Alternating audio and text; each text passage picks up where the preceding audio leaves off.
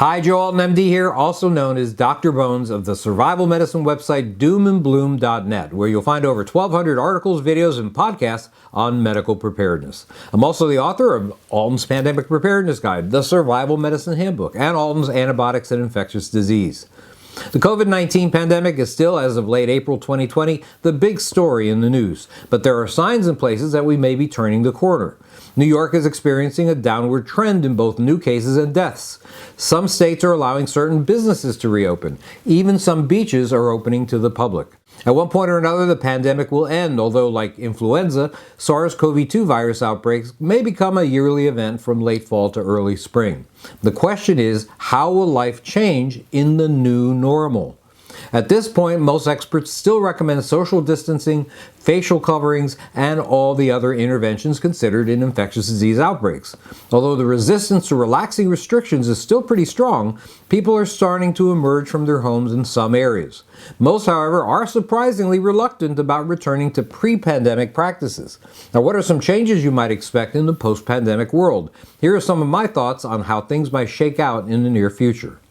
Medical preparedness in the form of face masks and other protective gear will likely remain a part of the public landscape. Expect more of these items to be produced domestically in the years to come. As a matter of fact, expect more production of a lot of products currently being imported from elsewhere to be produced in the US of A. Many workers were forced to work at home during the pandemic. If productivity doesn't suffer, expect more businesses to follow this model to decrease overhead costs like office space. Teleconferencing will become the norm for many.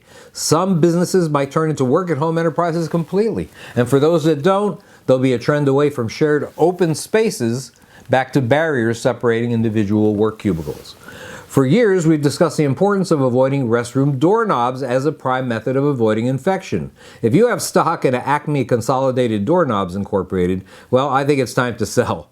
Expect a big increase in automated doors, or at least a reworking of office building design. Hands-free restroom access is already a feature at a lot of airports and many other public venues. You can use your profits from selling consolidated doorknobs to buy Acme Automated Hand Sanitizers Incorporated. They will likely be as common a fixture in public places as fire extinguishers. People will pay much more attention to hand washing and respiratory hygiene than ever before. To avoid having cashiers touch purchases, self-checkout at stores will greatly increase. You'll also see an increase in voice assistance programs.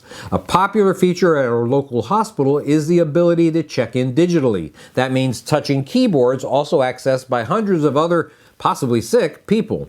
Voice-activated programs as well as no-touch card scanners will decrease the need to use public keyboards ever again.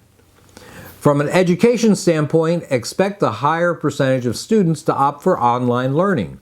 The decrease in brick-and-mortar university students will lead to private dorm rooms becoming a standard. Some of these institutes of higher learning will go completely online, as some appear to have done already.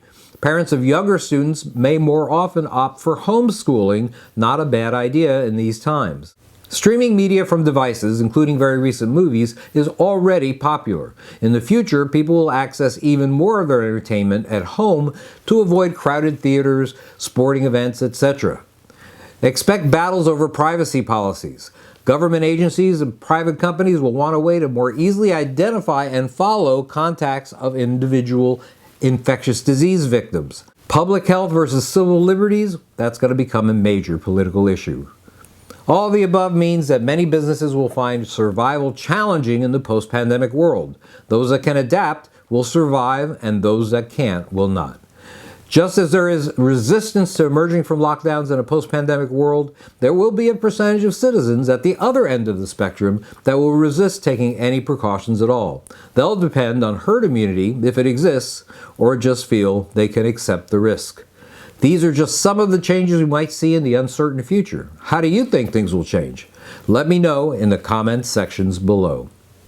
This is Joe Alton, MD, that old Dr. Bones, wishing you the best of health in good times or bad. Thanks for watching. If you're concerned, by the way, about epidemic disease, please check out Nurse Amy's pandemic supplies and kits, just a part of her entire line at her store at store.doomandbloom.net. That's store.doomandbloom.net. You'll be glad you did.